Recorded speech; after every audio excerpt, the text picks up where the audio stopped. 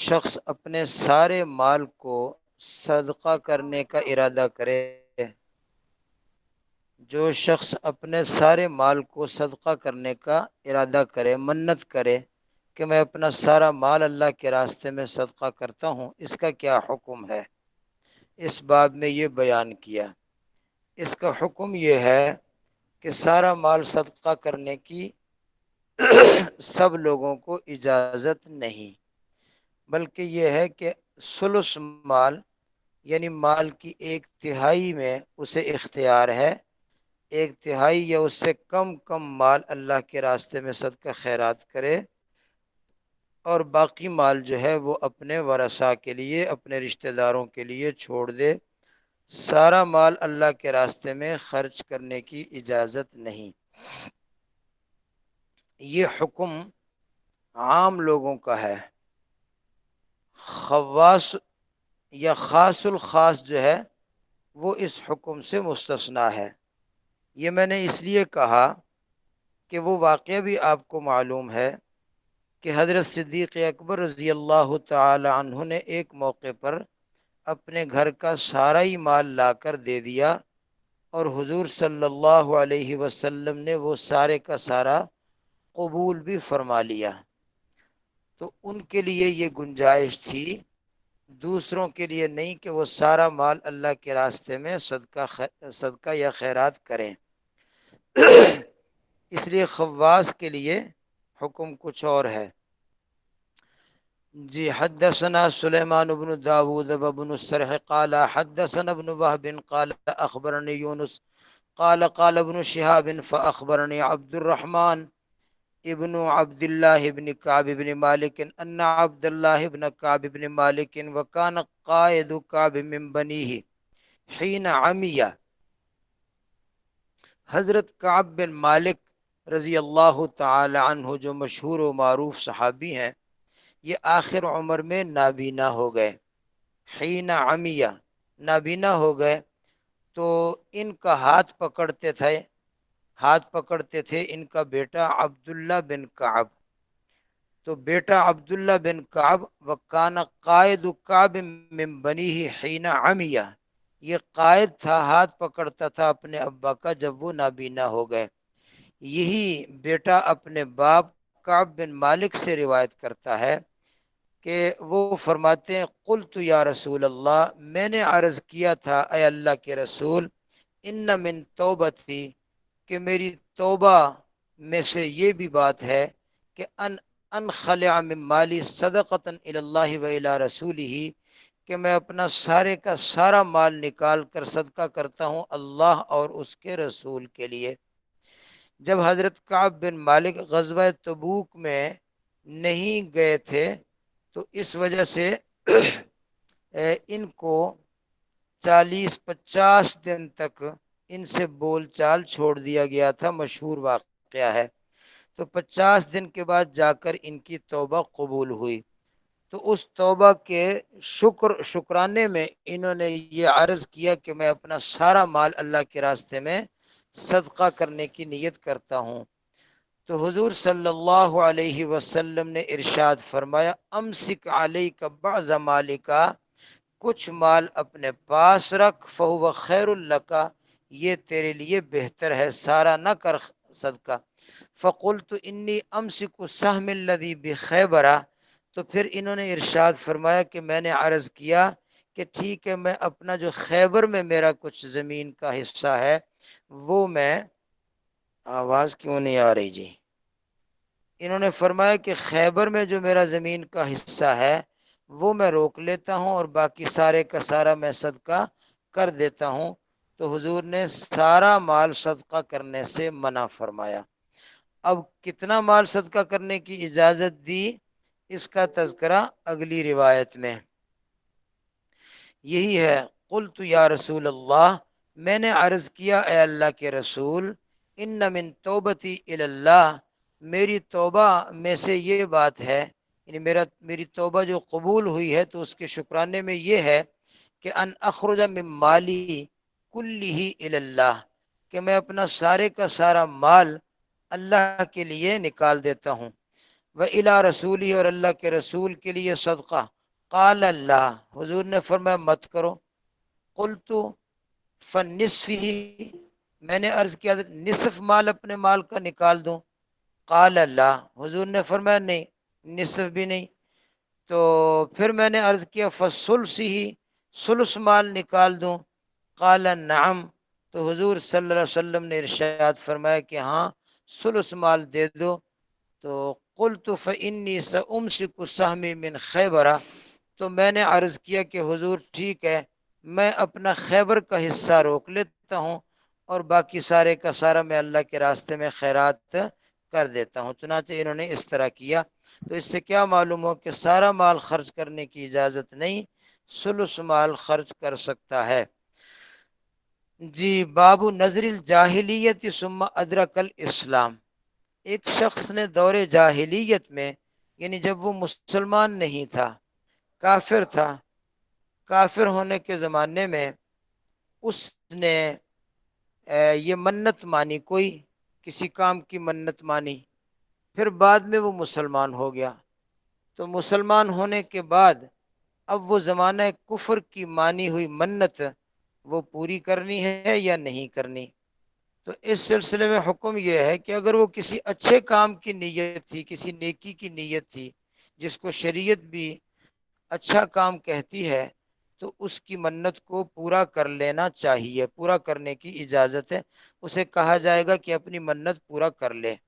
لیکن اگر وہ اپنی منت پوری نہیں بھی کرے گا تو اس پر وہ کوئی ضروری نہیں ہے، فرض نہیں ہے، منت پوری نہ کرنے کی صورت میں اس پر کفارہ بھی نہیں ہے، پوری کر لینی چاہیے، اس لیے کہ نیکی کا حکم ہے، نیکی کا کام ہے۔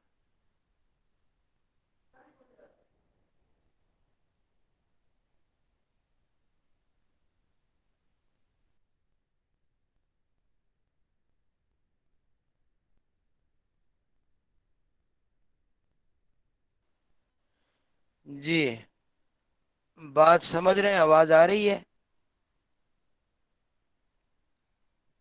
ہم حدثنا احمد بن حنبل قال حدثنا يحيى عن عبيد الله قال حدثني نافع عن ابن عمر عن عمر انه قال یا رسول اللہ، حضرت عمر رضی اللہ عنہ نے ارشاد فرمایا کہ یا رسول اللہ، انی نظرت فی الجاہلیتی، میں نے کفر کے زمانے میں ایک منت مانی تھی کہ ان اعتکف فی المسجد الحرام لیلتن، کہ میں ایک رات بیت اللہ شریف میں اعتکاف کروں گا۔ تو اب میں مسلمان ہو گیا، تو وہ دور جاہلیت کی نظر کا کیا ہوا؟ فقال له النبی صلی اللہ علیہ وسلم اوف بنظرک، تو حضور صلی اللہ علیہ وسلم نے ارشاد فرمایا کہ اپنی نظر کو پورا کر لو، کیونکہ اعتکاف اور وہ بھی بیت اللہ شریف میں، مسجد حرام میں، شریعت کی نظر میں یہ بذات خود بہت بڑی عبادت ہے، تو نیکی کا کام ہے، اس سے شریعت منع نہیں کرے گی، کر لے تو اچھی بات ہے، نہ کرے تو کوئی کفارہ نہیں۔ باب من نظر نظرا لم یسمہ، کسی آدمی نے غیر معین کوئی نام نہیں لیا، لم یسمی نام نہیں لیا، ایسے ہی نظر مانی، جیسے کوئی کہہ دیتا ہے میں نے منت مانی ہوئی ہے کہ میں یہ کام ضرور کروں گا، بس یعنی یہ نہیں کہا کہ میں نے یہ منت مانی کہ اگر میں نے یہ کام نہ کیا تو میں ایک جانور ذبح کروں گا، یا میں قرآن ختم کروں گا، یا میں 100 نفل پڑھوں گا، یا اعتکاف، یہ کوئی نہیں، سے بس میں نے منت مانی ہے کہ میں نے یہ کام ضرور کرنا ہے۔ جس طرح پیچھے شاید آپ نے پڑھا ہے کہ ایک تو ہے قسم اٹھانا اس طرح کہ اللہ کی قسم یا رب کی قسم، اور ایک یہ تھا کہ صرف قسم کا لفظ بولا، اللہ کا نام لے لیا، میں قسم اٹھاتا ہوں، مجھے قسم ہے، تو اس سے بھی پیچھے ہم نے پڑھا تھا کہ اس سے بھی قسم جو ہے وہ منعقد ہو جاتی ہے۔ تو اسی طرح نظر میں بھی اگر اس نے کچھ متعین نہیں کیا، صرف نظر کا لفظ بولا یا اپنی زبان میں منت کا لفظ بولا، تو اس سے بھی منت ہو جاتی ہے، منعقد ہو جاتی ہے۔ اب جس کام کی اس نے منت مانی ہے وہ کام کرے گا تو ٹھیک ہے، نہیں کرے گا تو پھر وہ قسم کا کفارہ دینا پڑے گا۔ حدثنا هارون بن عباد الازدی قال حدثنا ابو بکر یعنی ابن عیاش عن محمد مولى المغیرة قال حدثني كعب بن علقمة عن ابي الخير عن عقبة بن عامر قال قال رسول اللہ صلی اللہ علیہ وسلم، آپ نے فرمایا کفارۃ النظر، نظر کا کفارہ کیا ہے؟ کفارۃ الیمین، وہی کفارہ ہے جو قسم کا کفارہ ہوتا ہے، یعنی اس نے کوئی متعین نہیں کیا تھا تو بھی وہ نظر ہے اور اس کا کفارہ یہ ہے۔ حدثنا محمد بن عوف ان سعید بن الحکم حدثهم قال اخبرنا یحیی یعنی بن ایوب قال حدثني كعب بن علقمة انه سمع ابن شماسة عن ابي الخير عن عقبة بن عامر عن النبي صلی اللہ علیہ وسلم مثله۔ جی، باب اللغو الیمین، لغو یمین جس کا ہم نے شروع میں عرض کیا تھا کہ قسم کی کئی قسمیں ہیں، ان میں سے ایک قسم ہے یمین لغو، جس کے متعلق اللہ فرماتے ہیں لا یؤاخذکم اللہ باللغو فی ایمانکم، کہ لغو قسم جو ہے اس کا اللہ مواخذہ نہیں کرے گا۔ اور اس کی ہم نے جو خلاصہ عرض کیا تھا وہ یہ کہ غیر ارادی طور پر کوئی آدمی قسم اٹھا لے یا قسم کا لفظ غیر ارادی طور پر اس کے منہ سے نکل جائے، اس کو کہتے ہیں یمین لغو۔ البتہ یمین لغو میں کچھ اور بھی چیزیں داخل ہیں، وہ میں عرض کر دیتا ہوں۔ پہلی بات، ان تحلف علی شیء وانت غضبان، کوئی آدمی قسم اٹھائے غصے کی حالت میں، غصے کی حالت میں اتنا غصہ ہے کہ اس کو پتہ نہیں میرے منہ سے کیا نکل رہا ہے، اس حالت میں اس کے منہ سے کوئی غصے کی حالت میں قسم نکل گئی، تو یہ بھی گویا ایک قسم کی غیر ارادی قسم ہے۔ اچھا جی، نمبر دو، الحلف علی المعصیہ، کسی آدمی نے قسم اٹھائی معصیت پر، گناہ پر، کہ میں یہ کام کروں گا حالانکہ وہ کام گناہ کا ہے، تو اس کے متعلق بھی آپ تفصیل سے پڑھ چکے ہیں کہ وہ گناہ کا کام تو کرنے کی اجازت نہیں ہے، اگر ارادتاً قسم اٹھائی تھی تو کفارہ دے گا، اور غیر ارادی طور پر اٹھائی گئی تو وہ یمین لغو میں شامل ہے۔ نمبر تین، کسی آدمی نے اللہ کی حلال کی ہوئی چیز کو کہہ دیا کہ میرے لیے یہ حرام ہے، کسی بھی چیز کے میرے لیے تو، بعض دفعہ کسی کی دعوت یا کسی کی چیز نہیں کھانی ہوتی غصے کی وجہ سے، اس نے کہا لو بھائی یہ ہماری طرف سے یہ لے لو، کہتا میرے لیے حرام ہے، تو یعنی یہ بھی ایک غصہ یا غیر ارادی طور پر ہے۔ اگر تو واقعتاً اس نے اپنے اوپر حرام کرنے کے ارادے سے یہ کام کیا تھا، یہ قسم اٹھائی، تو پھر تو کفارہ دینا پڑے گا، اور اگر ایسے اچانک جو ہے غصے میں اس کی حالت سے اس کی زبان سے نکل گئی تو یہ بھی یمین لغو میں شامل ہے۔ نمبر چار، ان تحلف علی الشیء ثم تنسیٰ، کوئی آدمی قسم اٹھائے اور پھر بعد میں بھول جائے کہ میں نے کوئی قسم اٹھائی بھی تھی، تو یہ بھی یمین لغو میں شامل ہے۔ اور پانچویں چیز وہ جو ہم نے پہلے عرض کی کہ آدمی ایسی قسم اٹھائے، کلام الرجل فی بیتہ، بلا واللہ یا لا واللہ، یعنی آدمی کا تکیہ کلام، باتوں باتوں میں اس کی زبان سے یہ لغو لا واللہ بلا واللہ، اللہ کی قسم اللہ کی قسم، یہ نکل گیا غیر ارادی طور پر۔ اور نمبر 6 یہ ہے کہ ایک آدمی نے کسی گزشتہ کام پر قسم اٹھائی، اس کے گمان میں یہ تھا کہ میں سچ بول رہا ہوں، اور اس نے اپنے طور پر سچ پر قسم اٹھائی، لیکن فی الواقع اس کی بات جو ہے وہ سچ نہیں تھی، اس کو مغالطہ تھا، اس کو سچ معلوم نہیں تھا، وہ اپنے طور پر وہ سچا ہی ہے، اگرچہ فی الواقع اس کی قسم جھوٹی ہے، تو یہ بھی یمین لغو ہے۔ تو یمین لغو کی یہ چند ایسی شکلیں ہیں، اور ان تمام کا مجموعہ جو ہے وہ ایک ہی بات ہے کہ غیر ارادی طور پر کسی آدمی نے قسم اٹھائی تو وہ اللہ کی طرف سے معاف ہے، اس پر کوئی مواخذہ نہیں ہے، اور اس پر کفارہ بھی نہیں ہے۔ حدثنا حمید بن مسعدة قال حدثنا حسان یعنی ابن ابراہیم قال حدثنا ابراہیم یعنی السائغ عن عطاء فی اللغو فی الیمین، یمین لغو کے متعلق حضرت عطاء تابعی کہتے ہیں کہ ام المؤمن حضرت عائشہ صدیقہ رضی اللہ عنہا نے فرمایا ان رسول اللہ صلی اللہ علیہ وسلم، کہ جناب رسول اللہ صلی اللہ علیہ وسلم نے فرمایا کہ یہ آدمی کا اپنے گھر میں کلا واللہ یا بلا واللہ اس طرح یعنی بطور تکیہ کلام کے گفتگو میں اس سے نکل گیا تو یہ یمین لغو ہے اور یہ معاف ہے۔ آگے اس سند میں آپ کو ایک راوی نظر آ رہے ہیں جناب ابراہیم السائغ، ابراہیم السائغ، سائغ کا معنی یہ صراف ہے، سنیارا ہے، سنیارا سونے کا کام کرنے والا ابراہیم۔ یہ اتنا نیک آدمی تھا کہ اپنا کام کاج کرتا اور اپنی ہتھوڑی جب اٹھاتے، وہ سنار کی بھی ہتھوڑی ہوتی ہے نا جس سے وہ چوٹ لگا کر زیور بناتا ہے، ایک محاورہ مشہور ہے کہ 100 سنار کی ایک لوہار کی، وہ باریک باریک اس کے پاس چھوٹی چھوٹی ہتھوڑیاں ہوتی ہیں جس سے وہ ضربیں لگاتا ہے۔ تو یہ بعض دفعہ اپنی ہتھوڑی اٹھاتے مارنے کے لیے، فسمع النداء ادھر سے آواز سنتے آذان کی تو سیبہا اپنی ہتھوڑی کو پھینک دیتے تھے اور فوراً نماز کو چلے جاتے تھے، اتنے نیک آدمی تھے۔ تو ابو داود ان کا واقعہ بیان فرماتے ہیں، دیکھیے ذرا واقعہ کیسا عبرتناک ہے۔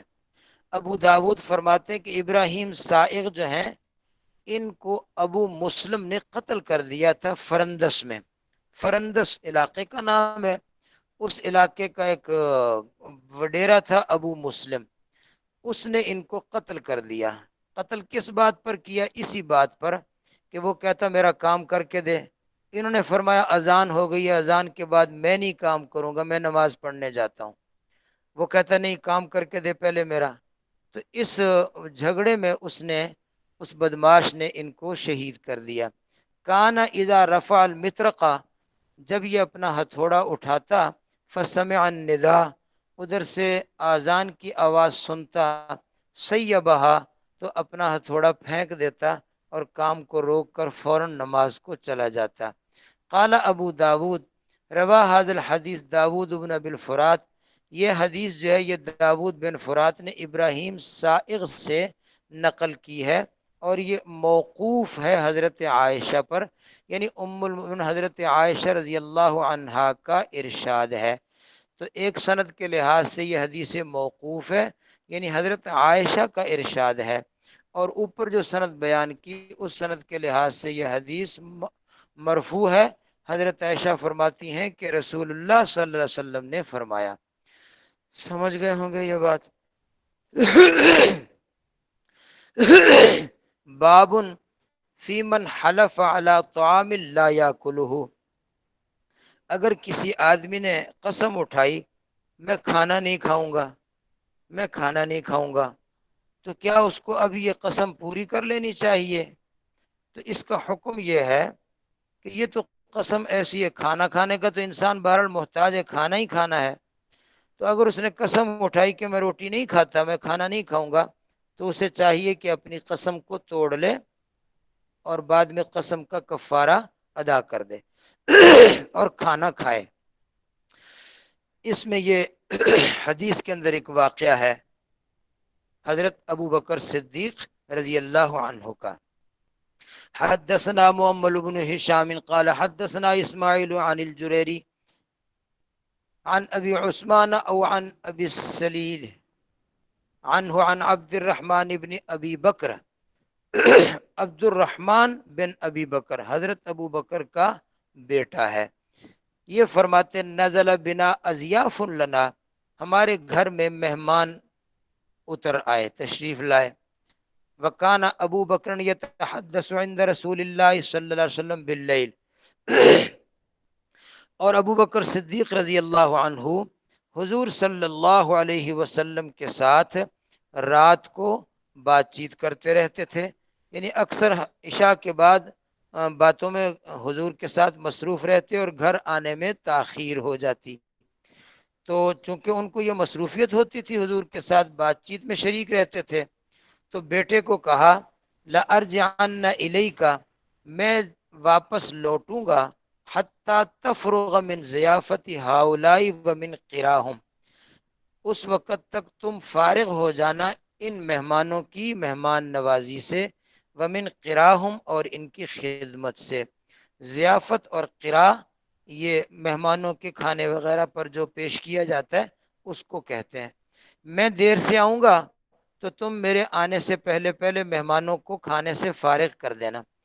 فَأَتَاهُمْ بِقِرَاهُمْ، اب اس حکم کے مطابق عبد الرحمن جو ہیں انہوں نے کھانا پیش کیا، بقراہم، ان کا کھانا ان کے سامنے پیش کیا، لیکن مہمانوں نے کہا لا نطعمہ، ہم نہیں کھاتے، حتیٰ یاتی ابو بکر، حتیٰ کہ ابو بکر تشریف لائیں گے ہم ان کے ساتھ کھائیں گے، ہم اکیلے نہیں کھاتے۔ تو انہوں نے نہیں کھایا۔ فجاء، بعد میں جب حضرت صدیق رضی اللہ عنہ تشریف لائے، گھر میں تشریف لائے، اور آ کر پوچھا ما فعل اضیافکم، ہاں بھائی تمہارے مہمانوں کا کیا ہوا، کھانا افرغتم من قراہم، کیا تم ان کی مہمان نوازی سے فارغ ہو لیے؟ قالوا لا، انہوں نے کہا جی نہیں، ہم فارغ نہیں ہوئے۔ کیوں؟ قلت، میں نے کہا قد اتیتہم بقراہم، جناب میں ان کے سامنے کھانا لایا تھا، فابو، انہوں نے کھانا سے انکار کر دیا، اور انہوں نے کہا تھا کہ واللہ لا نطعم، اللہ کی قسم ہم نہیں کھائیں گے، حتیٰ یجیء، حتیٰ کہ گھر کا مالک ابو بکر آ جائے گا، تو اس لیے انہوں نے نہیں کھایا۔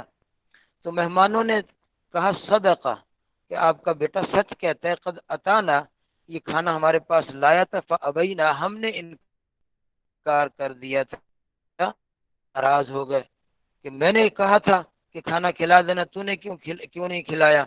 تو وہ مہمانوں نے جب تک تصدیق کی اس وقت تک ان کا غصہ جو ہے وہ کافی تیز ہو چکا تھا۔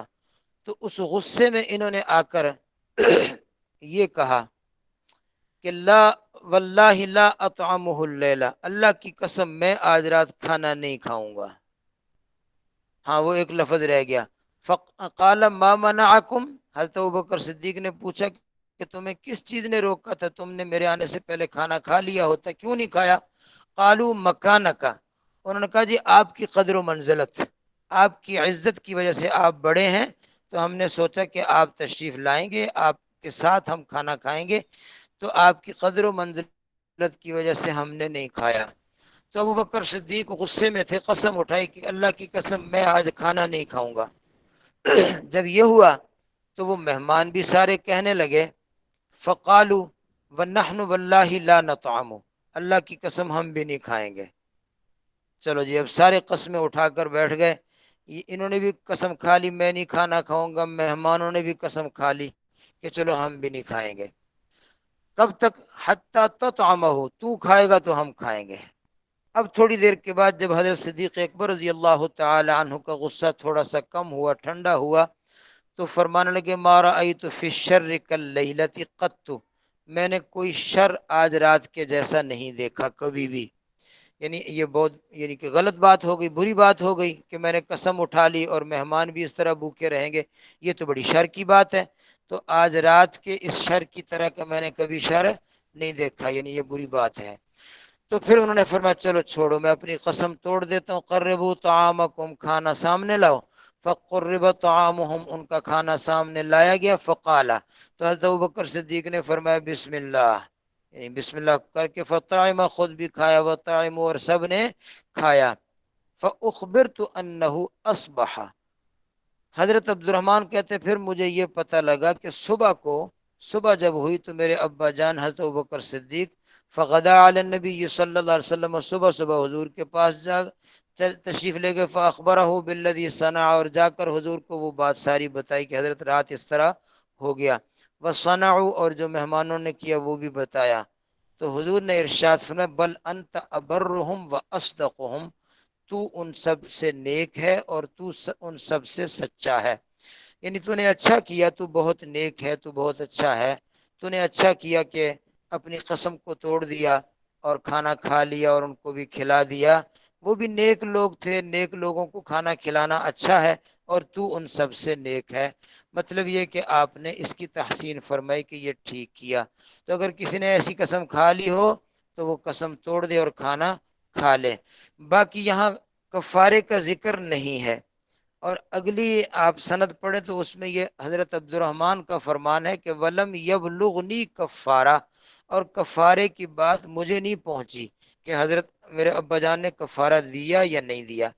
تو اس کے دو جواب ہیں، ایک جواب تو یہ ہے کہ شاید یہ وجوب کفارہ سے پہلے کا واقعہ ہو کہ قسم توڑنے یا نظر توڑنے سے کفارہ جو واجب ہونے کا حکم شرعی آیا ہے اس سے پہلے کا واقعہ ہو، اس لیے اس وقت کفارہ واجب ہی نہیں ہوا ہوگا۔ اور دوسری بات یہ ہے کہ ان کے علم میں نہیں ہے کہ کفارہ دیا یا نہیں دیا، اور باقی یہ کہ واقعتاً کفارہ دیا بھی نہیں، ایسی کوئی بات نہیں ہے، ان کے علم میں نہیں ہے۔ حضرت ابوبکر صدیق رضی اللہ تعالی عنہ نے بعد میں اپنی نظر کے ٹوٹ جانے کا کفارہ دے دیا ہوگا، ان کے علم میں نہ ہونا اس بات کی دلیل نہیں ہے کہ کفارہ ہی نہیں ہے۔ ہاں جی، اصبح فغدا، جی اصبح وہ ہے نا افعال ناقصہ میں سے ہے، یہ فعل بعض دفعہ فعل کے اوپر داخل ہو جاتا ہے، معنی ایک ہی ہے، اصبح فغدا، جب صبح ہوئی تو صبح صبح ہی نبی پاک کے پاس تشریف لے گئے۔ اس واقعے کی تفصیل دیگر احادیث میں اس طرح بھی ہے کہ وہ کھانا بھی کافی بچ گیا تھا، اس کھانے میں اتنی برکت ہوئی کہ وہ کھانا مہمانوں نے بھی کھایا، سب نے کھایا، اور گھر کے افراد نے بھی کھایا، لیکن وہ کھانا اتنے کا اتنا ہی تھا۔ پھر صبح کو حضور کی خدمت میں لے گئے، حضور نے بھی کھایا اور لوگوں نے بھی کھایا، وہ کھانا ختم ہی نہیں ہوتا تھا۔ بالآخر اس کو کھانے کو جو ہے وہ جانوروں کے سامنے، اونٹوں وغیرہ کے سامنے ڈال دیا۔ تو یعنی وہ کھانے کی برکت کا بھی ایک عظیم الشان واقعہ اسی قصے کے ساتھ منسلک ہے۔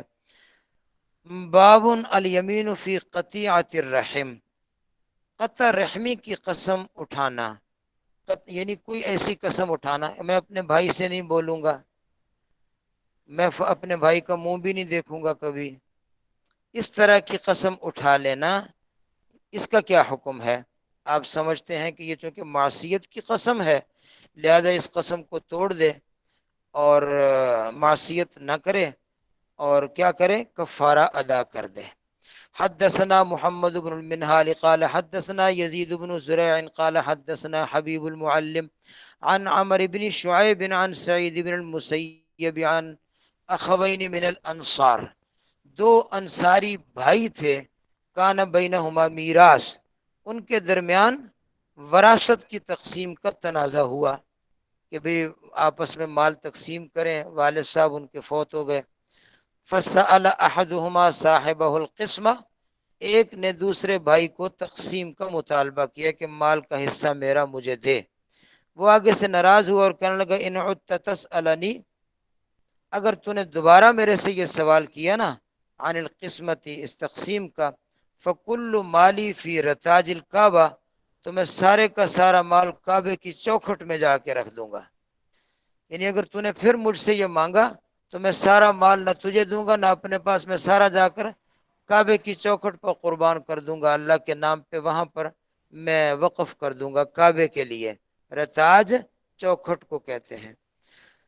اب یہ واقعہ جب حضرت عمر تک پہنچا تو حضرت عمر نے فرمایا ان الکعبۃ غنیۃ عن مالک، بھئی کعبہ تیرے مال سے غنی ہے، کعبے کو تیرے مال کی ضرورت نہیں ہے، اور ایسا مال کعبے پر لگتا بھی نہیں، دیکھو نا کسی کا مال ہڑپ کر کے، کسی کا حق دبا کے جا کے اللہ کے راستے میں مال خرچ کر دے، تو یہ ہوتا ہے؟ یہ تو اس طرح تو جائز نہیں ہے۔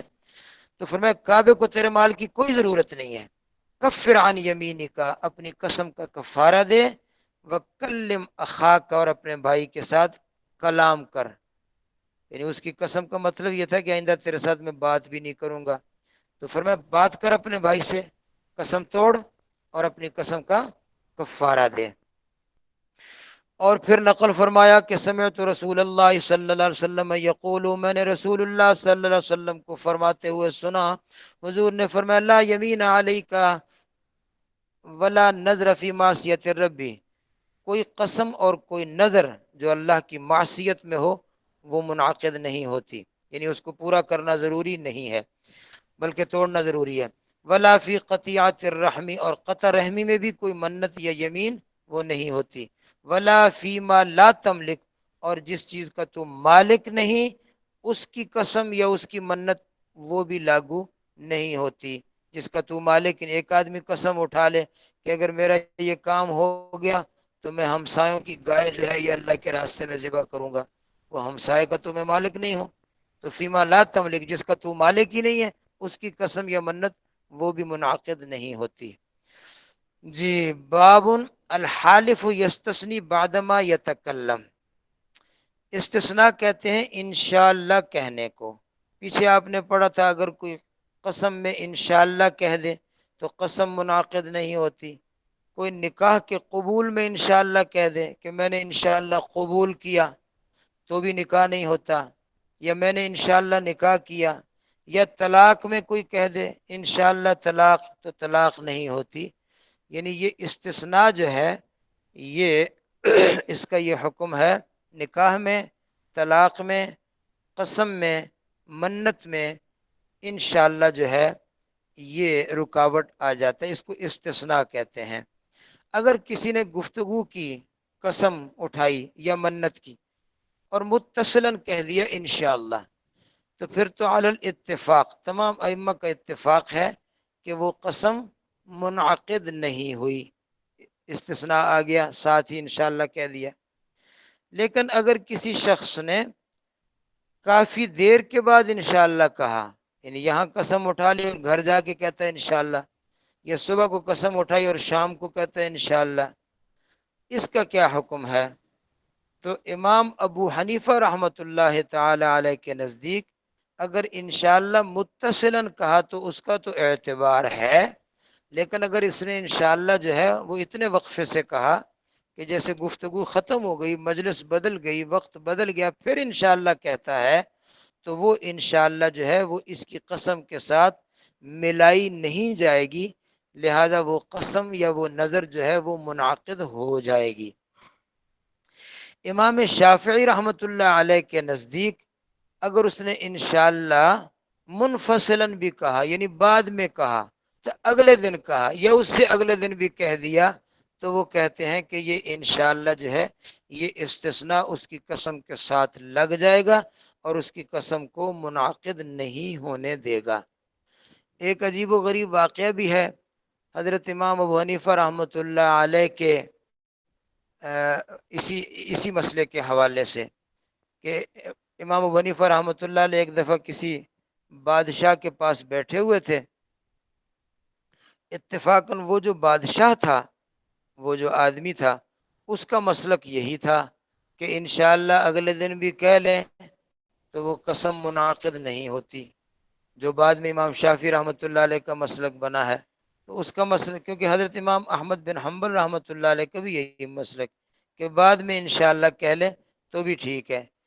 تو اس نے شکایت لگائی بادشاہ کو، ایک آدمی نے حضرت امام حنیفہ رحمۃ اللہ علیہ کا، کہ دیکھو یہ انشاءاللہ کے استثناء کو کہتے ہیں کہ متصلاً ہو تو ٹھیک ہے، اگر منفصلاً ہو تو پھر یہ مانتے نہیں ہیں۔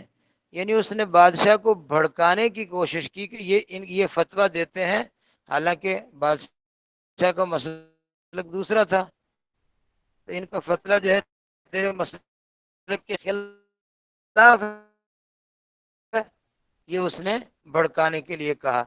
تو بادشاہ نے فوراً حضرت امام حنیفہ رحمۃ اللہ سے پوچھا، ہاں جی آپ کیا کہتے ہیں اس بارے میں؟ تو حضرت امام نے فرمایا بات تو یہ ٹھیک کہہ رہے ہیں، میں یہی کہتا ہوں کہ انشاءاللہ متصلاً کہہ لیں گے تو معتبر ہے، اگر بعد میں کہیں گے تو معتبر۔ اس نے بادشاہ نے کہا کیوں؟ اس کو غصہ آیا، اس نے کہا کیوں ایسے کہتے ہو؟ انہوں نے کہا جناب لوگ آپ کی یہاں بیعت کریں گے اور آ کر کہیں گے ٹھیک ہے ہم آپ کی حکومت کو تسلیم کرتے ہیں، اور گھر میں جا کے کہیں گے انشاءاللہ تو آپ کی بیعت توڑ دیں گے۔ اس لیے میں کہتا ہوں کہ انشاءاللہ متصلاً ہو تو ٹھیک ہے، منفصلاً ہو تو ٹھیک نہیں ہے۔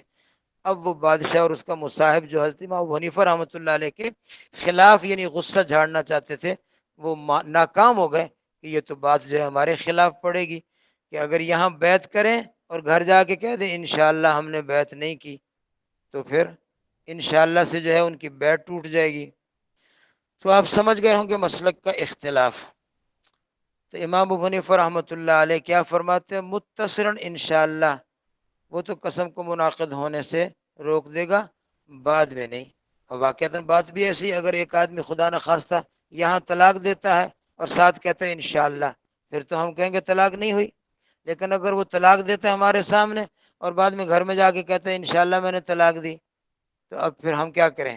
ہم کیا کہیں گے؟ طلاق نہیں ہوئی۔ اس طرح تو کوئی بھی کسی بھی مسئلے میں آدمی جو ہے وہ نکل جائے گا جھوٹ بول کر۔ تو امام ابو حنیفہ رحمۃ اللہ علیہ فرماتے ہیں کہ فوراً جو ہے انشاءاللہ کہے تو ٹھیک ہے، ورنہ ٹھیک نہیں۔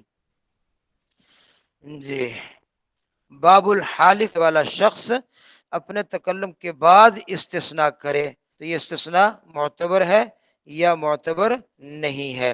حدثنا قتيبة بن سعيد قال حدثنا شريك عن سماك عن عكرمة أن رسول الله صلی اللہ علیہ وسلم قال لأغزون قریشا، حضور نے فرمایا تھا میں قریش کے ساتھ ضرور لڑوں گا۔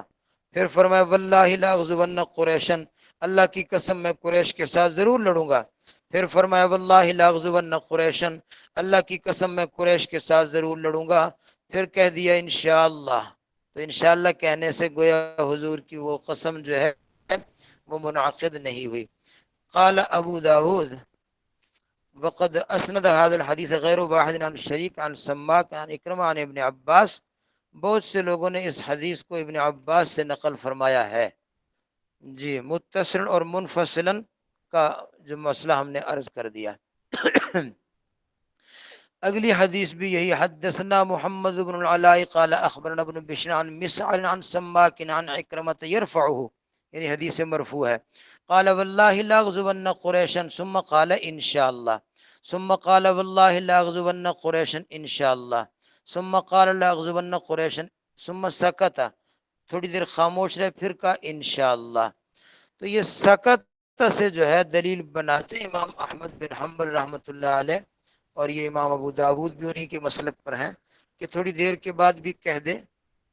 تو لیکن امام حنیفہ رحمۃ اللہ علیہ فرماتے سکت کا یہ مطلب نہیں ہے کہ اگلے دن کہے یا شام کو کہے۔ گفتگو میں آدمی بولتا بولتا سانس بھی لیتا ہے، چپ بھی ہوتا ہے، پھر گفتگو کرتا ہے۔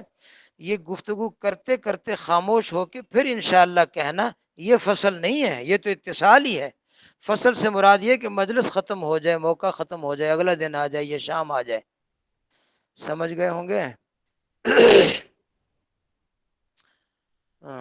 سمجھ رہے ہیں نا جی؟ آواز بھی صاف ہے؟ جزاکم اللہ۔ حدثنا المنذر بن الوليد قال حدثنا عبد الله بن بكر قال حدثنا عبيد الله بن الأخنس عن عمرو بن شعيب عن أبيه عن جده قال قال رسول الله صلی اللہ علیہ وسلم، حضرت عبداللہ بن عمر بن عاص فرماتے ہیں حضور نے فرمایا لا نظر ولا یمین فیما لا یملک ابن آدم، کوئی نظر نہیں اور کوئی قسم نہیں اس بارے میں جس کا ابن آدم مالک ہی نہیں، ولا فی معصیت اللہ، اور معصیت میں بھی قسم نہیں، ولا فی قطیعت رحم، اور قطع رحمی کی بھی قسم نہیں۔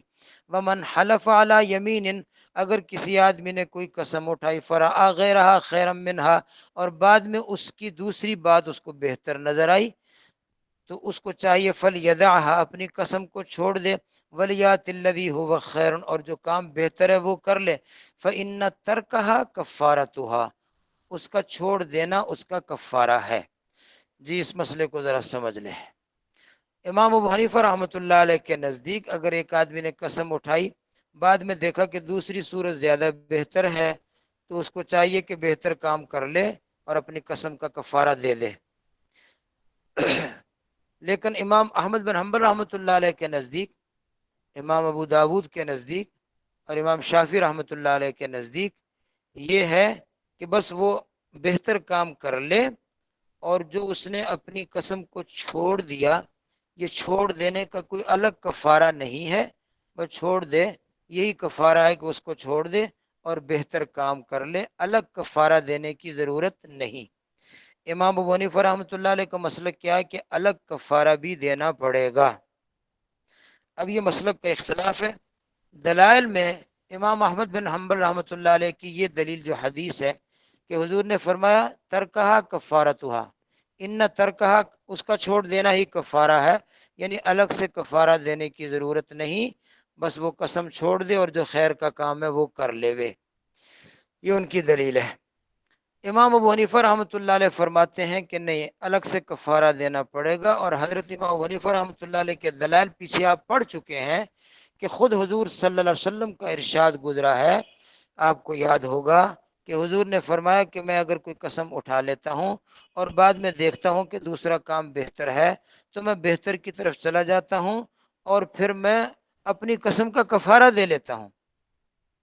یاد آیا کہ پیچھے پڑا ہے کہ حضور نے فرمایا کہ میں اپنی قسم کا کفارہ دے لیتا ہوں اور خیر کے کام کی طرف چلا جاتا ہوں، تو اس سے معلوم ہوا کہ کفارہ دینا بھی ضروری ہے۔ اچھا، یہاں جو فرمایا اس کا جواب کیا دیتے ہیں؟ تو امام ابو حنیفہ رحمۃ اللہ علیہ فرماتے ہیں اس کا جواب یہ ہے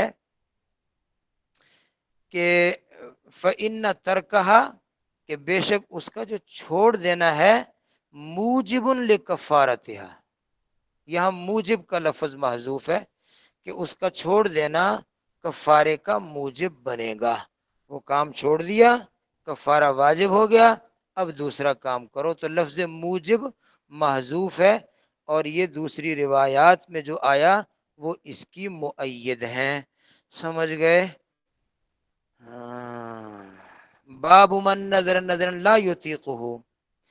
اچھا، پیچھے تھا کہ نظر فیما لا یملک، کہ ایسی منت ماننا جس کا وہ مالک نہیں، اس کا اطلاق ہوتا ہے مالی عبادات پر، مال خرچ کرنے پر، کہ اگر میں یہ کام ہو گیا تو میں جانور ذبح کروں گا یا میں اپنا مال خرچ کروں گا، وہ مالی عبادت۔ اب یہ ہے کچھ جسمانی عبادت کی بات ہے، کوئی آدمی منت ایسی مان لے لا یطیقہ، جس کی طاقت نہیں رکھتا، جسمانی طور پر اس کی طاقت، ایک آدمی منت مانتا ہے کہ جناب اگر میں یہ کام میرا ہو گیا تو میں ایک رکعت میں سارا قرآن پڑھوں گا کھڑا ہو کر۔ اب دیکھو بھئی، اس کی تو طاقت نہیں رکھتا آدمی، ایک رکعت میں سارا قرآن کھڑے ہو کر پڑھوں گا۔ اب اس کی طاقت ہر بندہ تو نہیں رکھتا، ہو سکتا ہے کوئی بہت بہت بہت اونچے اعلیٰ درجے کا قاری ہو اور اس کو قرآن بھی بہت زیادہ یاد ہو اور اس کی صحت بھی بہت اچھی ہو، جوانی ہو، اور وہ بہت تیز رفتار بھی پڑھ سکتا ہو تمام باتوں کے ساتھ، تو کوئی یعنی کہ لاکھوں میں یا کروڑوں میں کوئی ایک آدھ ہوگا، ہر آدمی تو اس کی طاقت نہیں رکھتا۔ اس طرح کی کوئی قسم اٹھا لے جس کی وہ طاقت نہیں رکھتا، تو آیا اس کو پورا کرنا چاہیے؟ اس کا بھی وہی حکم ہے جو فیما لا یملک کا ہے، نظر فیما لا یملک اور نظر فیما لا یطاق، دونوں کا حکم ایک ہی ہے کہ اس کو پورا کرنا کوئی ضروری نہیں ہے کیونکہ اس کی طاقت ہی نہیں ہے۔ البتہ فیما لا یملک میں تو یہ تھا کہ مال دوسرے کا ہے، اپنے پاس مال نہیں ہے، دوسرے کے مال پر اس نے منت مان لی تو اس کو تو پورا کرنا ضروری نہیں، وہ ختم۔ لیکن فیما لا یطیق میں یہ ہے کہ اس نے طاقت نہیں تھی اس کام کرنے کی، اس نے منت مان لی، اب وہ کر نہیں سکتا تو کفارہ دے گا، کفارہ دے گا جی، کیونکہ طاقت سے زیادہ کام کر نہیں سکتا، قسم وہ نظر توڑنی پڑے گی، کفارہ دے گا۔ فیما لا یملک میں کفارہ نہیں ہے، فیما لا یطیق میں کفارہ ہے۔ سمجھ گئے ہوں گے؟ حدثنا جعفر بن مسافر التنیسی عن ابن ابی فدیک قال حدثني طلحة بن يحيى الانصاري عن عبد الله بن سعيد بن ابي هند عن بكير بن عبد الله بن الاشج عن قريب عن ابن عباس ان رسول اللہ صلی اللہ علیہ وسلم قال، کہتے ہیں حضور نے فرمایا تھا من نظر نظر لم یسمی، کسی آدمی نے غیر معین نظر مانی، اس کا کفارہ بھی قسم کا کفارہ جیسا ہے۔ یہ بات پیچھے گزر چکی. ومن نظر نظر فی معصیت، اور جس آدمی نے کوئی معصیت کی نظر مانی، فکفارت ہو کفارت یمین، اس کا کفارہ بھی قسم کے کفارہ کی طرح. ومن نظر نظر لا یطیق، اور جس آدمی نے کوئی نظر مانی جس کی وہ طاقت نہیں رکھتا، تو اب وہ کر نہیں سکتا، تو کفارت ہو کفارت یمین.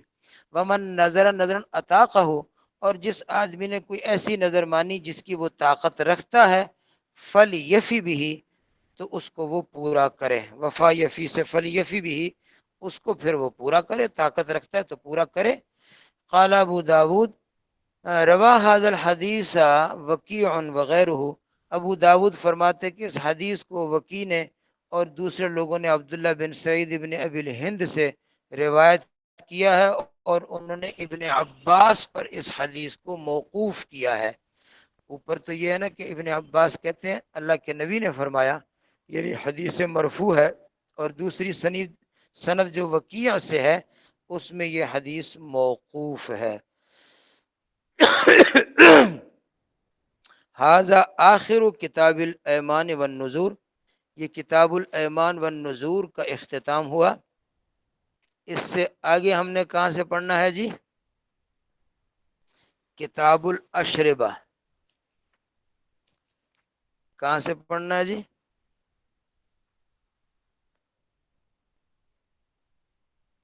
ہاں جی، کتاب الاشربہ سے پڑھنا ہے نا.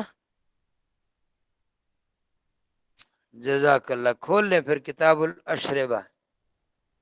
اشربہ، اکثر محدثین پہلے کتاب الاطعمہ لائے ہیں، پھر کتاب الاشربہ لائے ہیں، یعنی پہلے کھانے کا باب پھر پینے کا باب. لیکن امام ابو داود رحمۃ اللہ علیہ پہلے کتاب الاشربہ لائے ہیں، اس کے بعد جا کر کتاب الاطعمہ لائیں گے.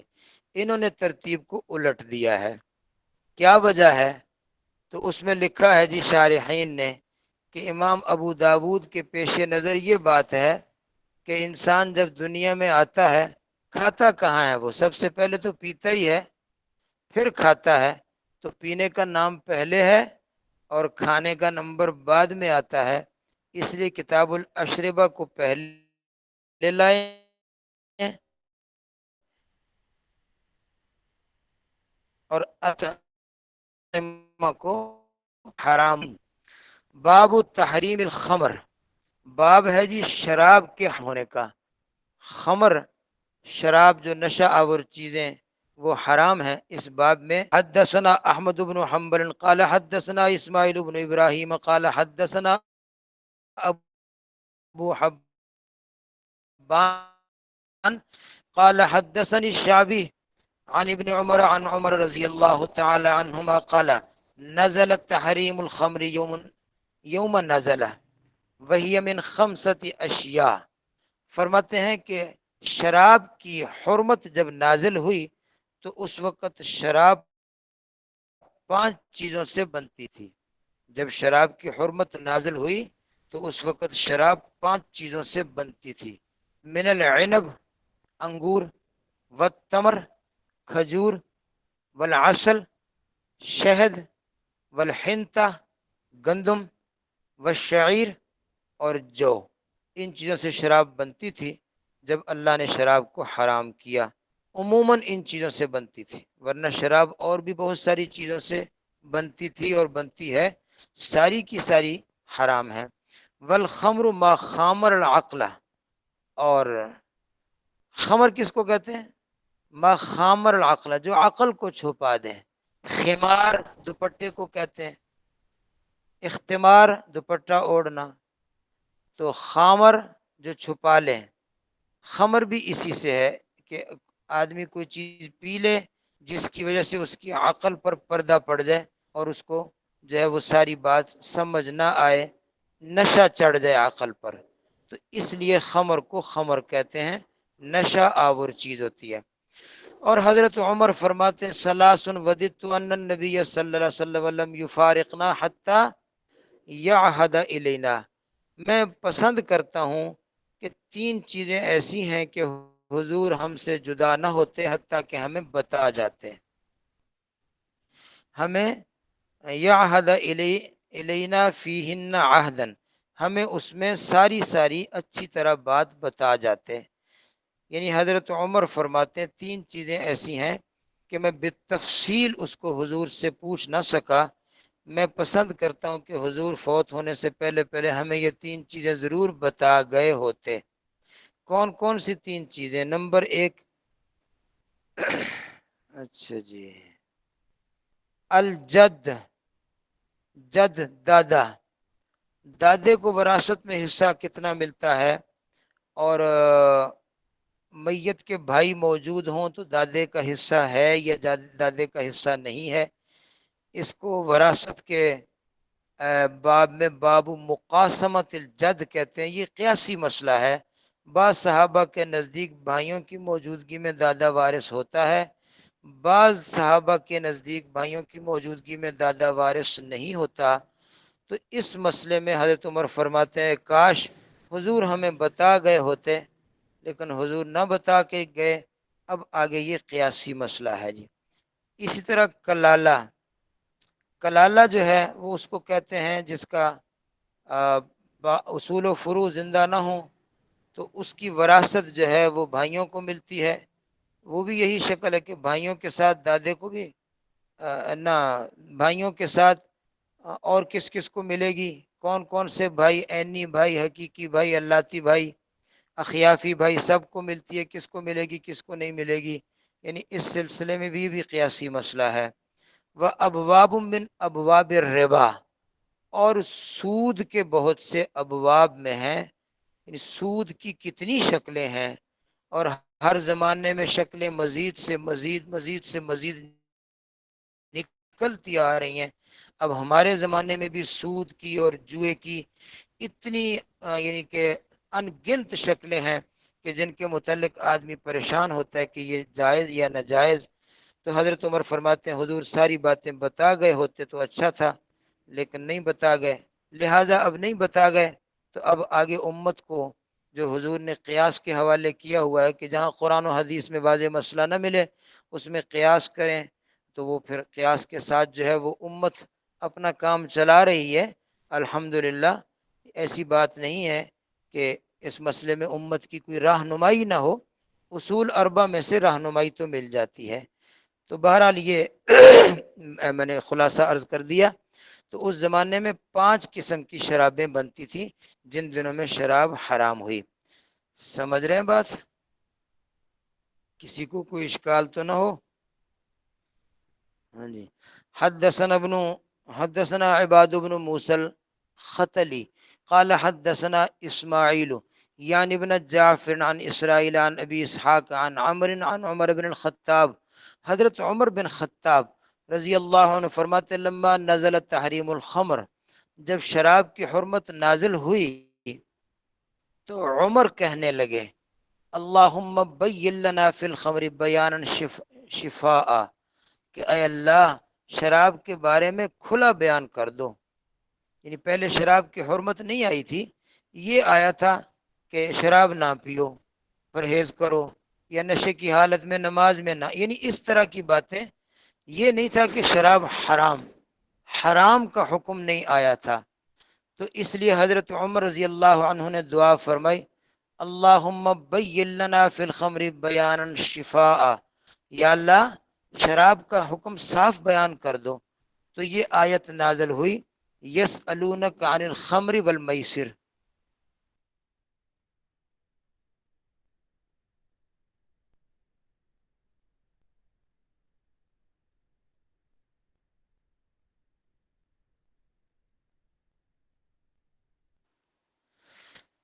یہ آیت ہے یسألونک عن الخمر والمیسر، کہ شراب اور جوئے کا پوچھتے ہیں، قل فیہما اسم کبیر، آپ کہہ دیجئے کہ اس میں بڑا گناہ ہے، نفع، آگے یہ تھا کہ اسمہما اکبر من نفعہما، یہ تھوڑا نفع بھی ہے، یہ پورا اللہ نے حرمت بیان نہیں کی۔ تو پھر حضرت عمر نے دعا کی۔ کوئی دروازہ بجا رہا ہے بار بار، ٹھہرو میں ذرا اس کو فارغ کر۔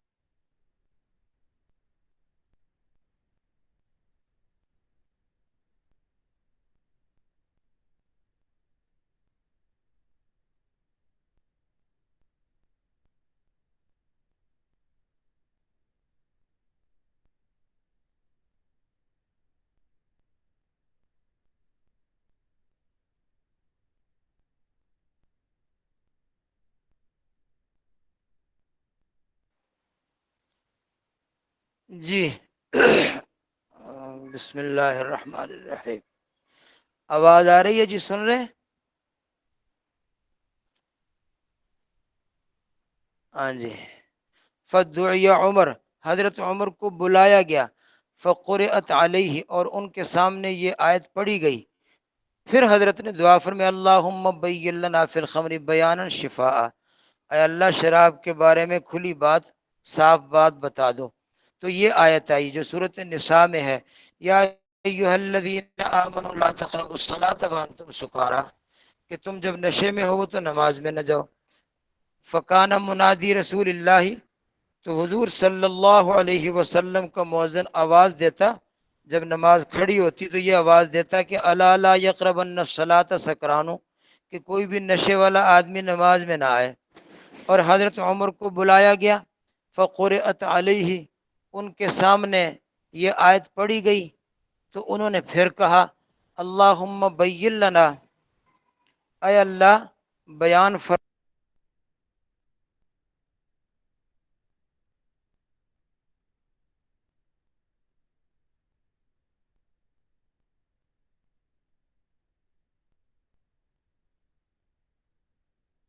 ہاں. تو پھر حضرت نے فرمایا اللہم بین لنا فی الخمر بیانا شفا، یا اللہ شراب کے بارے میں واضح حکم دے دیجئے. تو پھر یہ آیت آخر میں یہ آئی کہ انما الخمر والمیسر والانصاب والازلام رجس من عمل الشیطان فاجتنبوه لعلکم تفلحون. اور آگے آیت ہے جس کے بعد اللہ فرماتے فہل انتم منتہون، اب تم باز آ جاؤ، شراب مت پیا کرو. تو یہ جب آیت آئی تو حضرت عمر کو اطمینان ہوا اور فرمایا انتہینا، اب ہم باز آ گئے. یعنی اب ہمیں بھی اطمینان ہو گیا کہ اللہ تعالیٰ شراب کو حرام فرما رہے ہیں، اب ہم آئندہ شراب نہیں پیئیں گے. جی حدثنا مسدد قال حدثنا یحیی عن سفیان قال حدثنا عطاء بن السائب عن ابی عبد الرحمن السلمی عن علی بن ابی طالب ان رجلا من الانصار دعاه وعبد الرحمن بن عوف فسقاهما قبل ان تحرم الخمر. جی ایک انصاری آدمی نے حضرت علی رضی اللہ تعالی عنہ کو اور عبد الرحمن بن عوف ان دونوں کو دعوت میں بلایا. فسقاہما، اور دعوت میں ان کو اس نے یہ پلایا قبل ان تحرم الخمر، شراب حرام ہونے سے پہلے کی بات ہے. اس نے دعوت کھلائی اور شراب پلائی. فأمہم علی فی المغرب، پھر مغرب کی نماز کا وقت ہوا تو حضرت علی امام بنے اور نماز شروع کی، اور نماز میں پڑھنے لگے قل یا ایھا الکافرون فخلط فیہا، اور اس میں خلط ملط ہو گئی قرات، یعنی سورت کو وہ صحیح نہ پڑھ سکے، بلکہ لا اعبد ما تعبدون کی بجائے شاید یوں پڑھتے تھے اعبد ما تعبدون، یعنی نشے میں درست نہ پڑھ پائے. تو اس وقت یہ آیت نازل ہوئی لا تقربوا الصلاۃ وانتم سکارى حتی تعلموا ما تقولون، کہ جب تم نشے میں ہوو اس وقت تک نماز کے قریب نہ جایا کرو حتیٰ کہ تمہیں پتہ پڑے کہ تم زبان سے کیا کہہ رہے ہو. یہ ان دنوں کی بات ہے جب ابھی شراب حرام نہیں ہوئی تھی.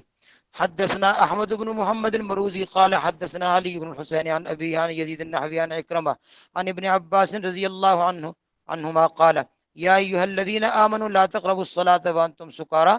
ابن عباس فرماتے ہیں یہ آیت اور دوسری وَيَسْأَلُونَكَ عَنِ الْخَمْرِ وَالْمَيْسِرِ قُلْ فِيهِمَا اسْمٌ كَبِيرٌ وَمَنَافِعُ لِلنَّاسِ. پہلے یہ آیتیں آئی جس سے یہ معلوم ہوتا تھا کہ نشے میں نماز نہ پڑھو، ویسے پی سکتے ہو، اور یہ تھا کہ بھی شراب اور جو میں تھوڑا سا نفع ہے زیادہ نقصان ہے، انہیں تھوڑا پی بھی سکتے ہو.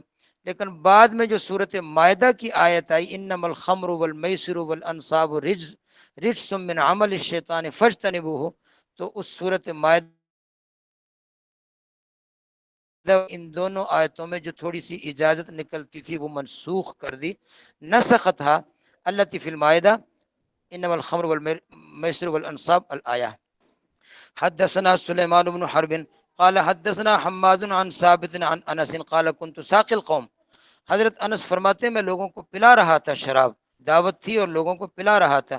حين حرمت الخمر، جب شراب کی حرمت آئی ابو طلحہ کے گھر میں. وما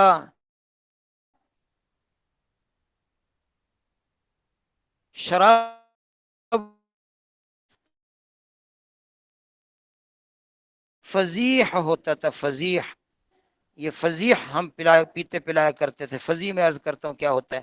فدخل علینا رجل، میں پلا رہا تھا لوگوں کو، لوگ پی رہے تھے. اسی وقت ایک آدمی آیا اور اس نے آ کر کہا کہ ان الخمر قد حرمت، کہ شراب حرام ہو گئی ہے. اور ونادى منادی رسول اللہ، اور حضور صلی اللہ علیہ وسلم کے پکارنے والے نے پکار کر، اعلان کرنے والے نے اعلان کر کے کہہ دیا کہ یہ حرام ہے. فقلنا، ہم نے دیکھا اور پھر ہم نے کہا کہ ہاں یہ تو حضور کا ہی منادی ہے، یہ لہذا حضور کی آواز ہم تک پہنچ گئی ہے. اور ان الخمر قد حرمت، شراب حرام ہو گئی. یہ اس موقع پر جو ہے حکم آیا جب میں شراب پلا رہا تھا، اسی وقت سب نے شراب پینا چھوڑ دی. یہ جو فضیح اس شراب کو کہتے ہیں کہ جو کھجوریں توڑ توڑ کر، کھجوریں توڑ توڑ کر اس کو ڈالتے ہیں کسی چیز میں، اور پھر وہ پانی وغیرہ میں، اور پھر انتظار کرتے ہیں. جب وہ کافی دیر گزر جاتی ہے تو اس مشروب میں نشہ پیدا ہو جاتا ہے. اس کو فضیح کہتے ہیں. تو شراب کی حرمت اس وقت ہوئی جب آواز ہوئی، تو جو لوگ شراب پی رہے تھے انہوں نے گلے میں انگلی ڈال کر اپنی وہ نکال دی، اور جن کے ہاتھوں میں جام تھے انہوں نے جام توڑ دیے، اور جو گھڑوں میں شراب تھی وہ گھڑے بھی گلیوں میں بہا دیے. اس طرح اللہ کے حکم کے مطابق سب نے عمل کیا. اللہ تعالی ہم سب کو دین کی سمجھ نصیب فرمائے، علم و عمل کی دولت سے مالا مال فرمائے. وصلی اللہ تعالی علی خیر خلقہ محمد وعلی آلہ وصحبہ اجمعین برحمتک یا ارحم الراحمین.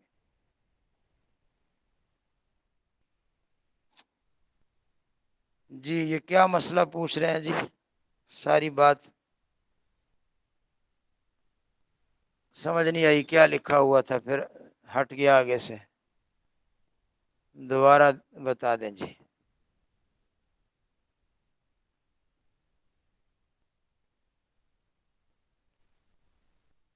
جی کوئی مسئلہ پوچھ رہے تھے؟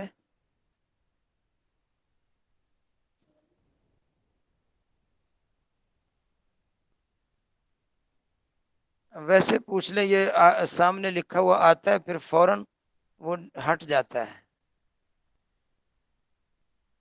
پڑھا نہیں جاتا پورا. استاد جی، اگر نظر ہو بہت سارے روزے رکھنے کی اور کفارے میں